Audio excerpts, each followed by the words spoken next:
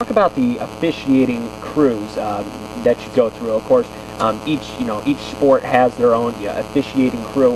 What is it? What's the officiating crew atmosphere kind of like when it comes to basketball? That's an interesting question too. When I first began basketball, you had a partner you got to work with. You pretty well. I'm sure Josh remembers that because it was Pat Walsh that I usually work with. That has changed now. Where you said we have crews. That is correct. Ahead of time, you should know who you're going to be working with, but sometimes you don't because there's a replacement or something like that, and that's difficult if you've never worked with a person, especially in postseason. Not so much in the regular season, but in postseason, you get stuck with people you've never worked with, so you have to adjust to them, and they have to adjust to you, and that's especially in college now. College, we have different crews. Of course, I work 4 different conferences, so I'm never usually going to be with the same people. Sometimes I get to work with Jeff Nelson so we can commute together and save gas money, but you never know who you're going to be with, until the week ahead of time sometimes. Yeah, that's an interesting, topic there where they, don't put you with somebody that you're with all the time. You would think they would want that common guy, that guy that understands how Mark calls the game, and so do I, and we kind of call the game the same or somewhat the same, to where the players have an idea of how this game is going to be called, because Mark, you may call it real physical, and the guy that you're with that week for the first time in 3 years may call it really soft. And then I think that fluctuates with the players. On the coaches are always telling them, you got to play to the officials, you got to do it what they're calling, and it kind of sends mixed messages to a lot of the players also. And I think that's a good point, Josh. And I think if you ask coaches, for the most part, they would tell you in postseason they would like to see the crews that have worked their games, because they know how the game's going to be called. Because you brought out a great point. And coach, some officials are going to let them play more. I mean, as an official, I'm not going to be the determining factor out there. Okay, I'm always going to protect that shooter and that rebounder, but I don't want to be the one who decides, well, you get a death threat or something like that. That's happened, believe me, over 35 years. It has happened even in a grade school basketball game. You get them all. With Danny Wheat. Yeah, Danny Wheat called me once and said, hey, you'll never guess, Newey, what happened? I just got a death threat phone call after that game we worked. So, do you officiate a college game? Well, I mean, obviously, a college basketball is a lot more physical and a lot more fast-paced than high school. Do you call a college game tighter than you do a high school game, or do you kind of let them, bang around under the boards a little bit more? Good point, Cameron. The hardest game to call is a grade school basketball game, because you never get any continuity. Josh will tell you that. You blow your whistle every 5 seconds, especially in girls basketball. You stop.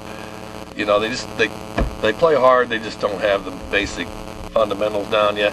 College is the easiest game to call, I believe, and I think Jeff Nelson would tell you that. Yeah, you let them play more. It's a completely different game than even a high school Class A game. Coaches want us to call it tighter. Double A, they want us to let them play. Don't be the determining factor. And Josh has seen us work out the Double A. We let them play. Yeah. Yeah, you're right, Mark.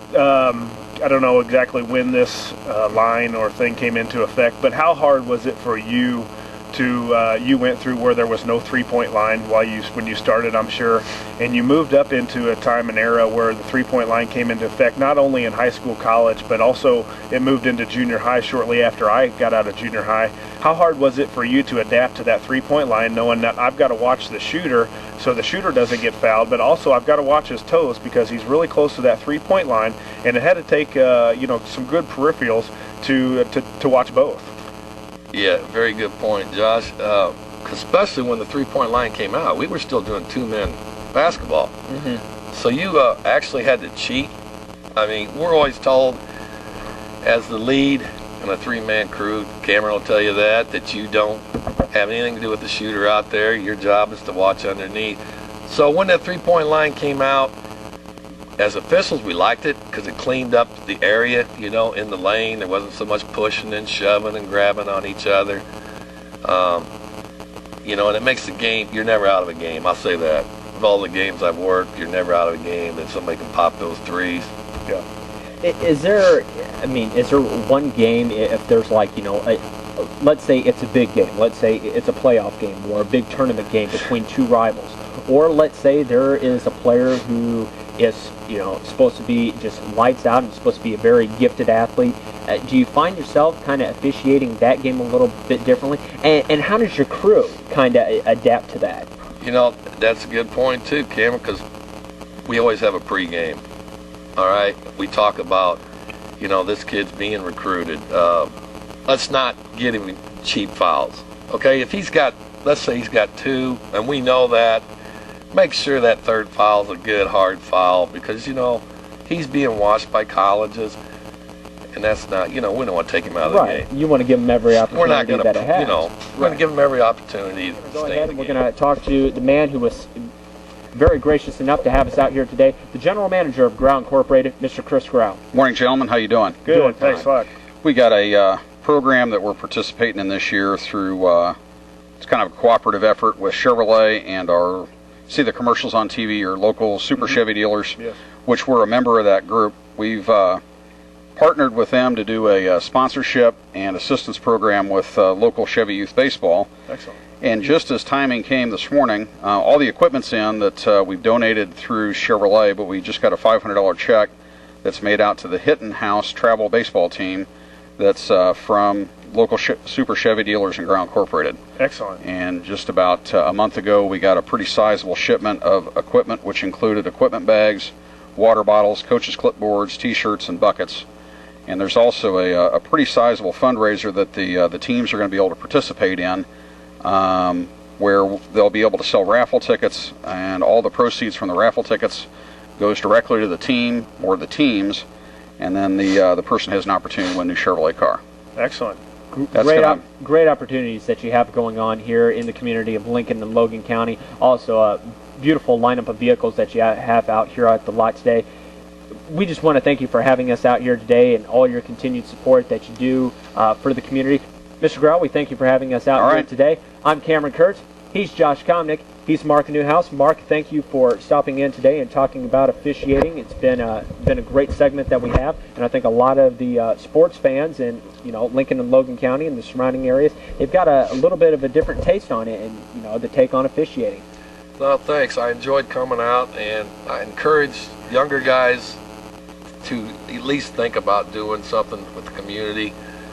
You'll get back what you put in. Yeah, I think that's an excellent point. Through all the great points you made today is giving back to the community, Mark, and you've done that for 35 years. I know you were officiating when I played, and you continue to do that, and that's just one of the things that officials can do. Not always the most liked person in the gym, but they deserve the respect of fans, players, parents, coaches that they get, because without them, we wouldn't have not only a great game of basketball, but other sports, baseball, softball, anything that has to do with rules.